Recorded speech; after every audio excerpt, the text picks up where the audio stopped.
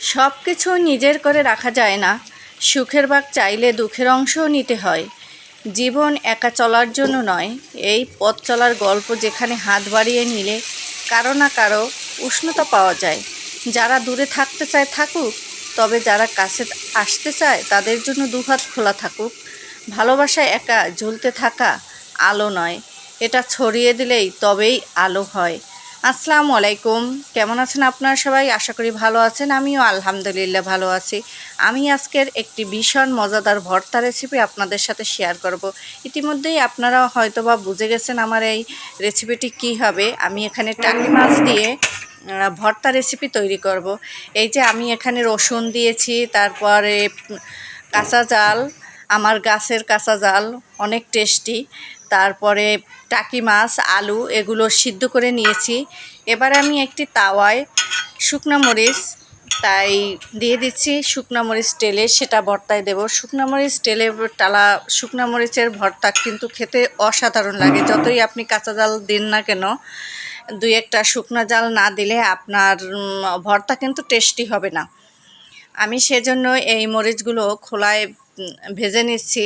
এই যে এপাশ ওপাশ ভালো করে একটু কালচে রঙের করে নিচ্ছি, যার জন্য ভাজাটা সুন্দর হবে। এই আমার মরিচ ভাজা হয়ে গেছে। এখন আমি এই যে আগে সিদ্ধ করে রেখেছিলাম, পানিটা টানিয়ে তারপর আমি একটা পিরিচে উঠিয়ে রেখেছি প্লেটে। এই যে এখন আমি এই মাছের কাঁটাগুলো বাছবো। প্রত্যেকটা মাছের কাঁটা বেছে, বড় কাঁটাটা বেছে ফেলে দেবো, আর ছোট কাঁটাগুলোও বেছে দেব। আর আমার এই ভিডিওটি যে যেখান থেকে দেখছেন আপনাদেরকে অসংখ্য অসংখ্য ধন্যবাদ। আপনারা যদি আমার ইউটিউব চ্যানেল থেকে দেখে থাকেন তাহলে সাবস্ক্রাইব করবেন, আর পেজ থেকে দেখে থাকলে ফলো দিয়ে রাখবেন। এরকম নতুন নতুন রেসিপি পেয়ে যাবেন। রান্নার বড় ভিডিওতে আমি নতুন নতুন রেসিপি অ্যাড করি। এই যে মাছগুলো আমার সব কাটা বাছা হয়ে গেছে। আর এই যে কাঁচা জালটা সিদ্ধ করা একটু থেতলে নিলাম হাতে। এই যে আমি কাছ থেকে দেখাচ্ছি কাঁটাটা কিভাবে বেছে নিয়েছি। আর এই মরিচগুলো এটা ভেঙে নেব সুন্দর করে। মরিচটা যদি এই শুকনো জালটা যদি ভালো করে এরকম গুঁড়ো করা না হয়, এটা হাতে করলেই ভালো লাগে।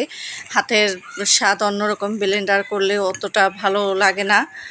হাতে সুন্দর করে গুঁড়ো হয়ে যাবে। যখন লবণ দিয়ে আপনি করবেন তখন একদম দেখবেন গুঁড়ো হয়ে গেছে। আমি পেঁয়াজ কুচি করে নিয়েছিলাম ছোট একটা বাটিতে, সেটা দিয়েছি।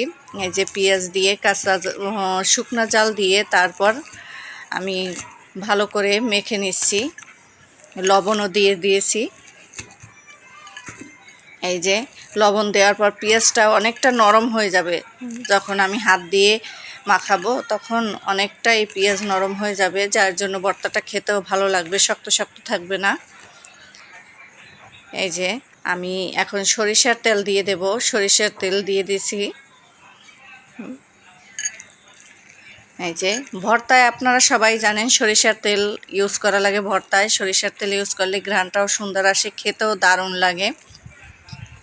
টাকি মাছের ভর্তা অনেকেই অনেকভাবে তৈরি করে, আমি এইভাবে তৈরি করেছি। এভাবে আপনারা একবার একটু তৈরি করে খেয়ে দেখবেন কেমন লাগে। আর আমার ভিডিওটি যদি আপনাদের ভালো লাগে তাহলে লাইক কমেন্ট শেয়ার করবেন। এই যে আমার পেঁয়াজ মরিচ ঢলা হয়ে গেল। এখন আমি এই যে আলু তারপর মাছ একসাথে এটা ভালো করে মেখে নেব। এই যে চটকিয়ে তারপরে করে নিচ্ছি। ভর্তাটা যত ভালো সুন্দর করে মাখানো হবে তত কিন্তু ভালো লাগবে। এটা হাতে করার জন্য আরও সুন্দর লাগবে, খেতেও দেখতেও ভালো লাগবে, খেতেও ভালো লাগবে।